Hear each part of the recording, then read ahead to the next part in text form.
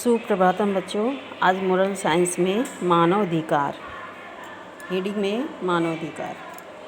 संयुक्त राष्ट्र सार्वत्रिक मानव अधिकार घोषणा 1948 बड़े स्पष्ट शब्दों में यह कहती है कि सभी मनुष्य जन्म से स्वतंत्र तथा अधिकार एवं सम्मान में एक समान है तथा सभी को घोषणा पत्र में कथित अधिकारों तथा स्वतंत्रताओं को बिना किसी जाति, वर्ण, लिंग, भाषा, धर्म, राजनीतिक तथा अन्य विचार, राष्ट्रीय तथा सामाजिक उद्भव, संपत्ति, जन्म एवं पद स्थिति के भेदभाव के उपयोग करने का समान अधिकार है।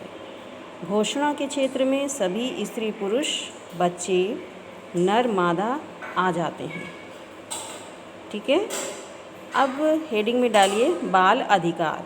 बाल अधिकार।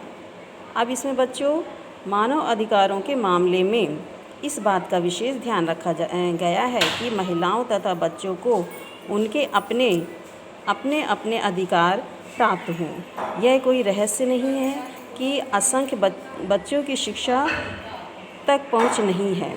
उनसे ज़बरदस्ती लंबे समय तक जोखिमपूर्ण अवस्थाओं में कार्य करवाया जाता है। शस्त्र द्वंद्व के समय उनसे फौजियों जैसा काम लिया जाता है।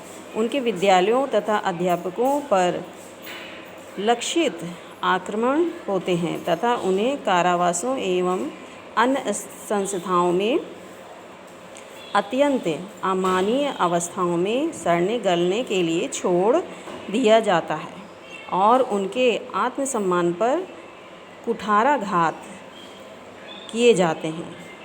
अल्पायु तथा अपरिपक्व होने के कारण वे शोषण तथा शिकार शीघ्र हो जाते हैं।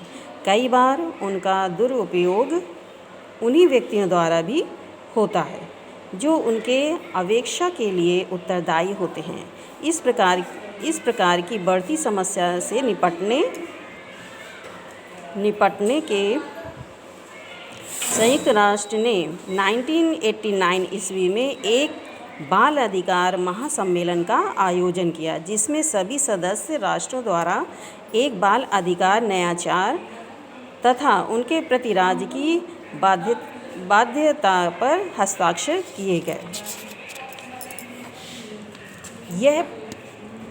यह प्रथम अंतर्राष्ट्रीय दस्तावेज है जिसमें समस्त मानव अधिकारों, नागरिक, सांस्कृतिक, आर्थिक, राजनीतिक तथा सामाजिक को स्थान दिया गया है।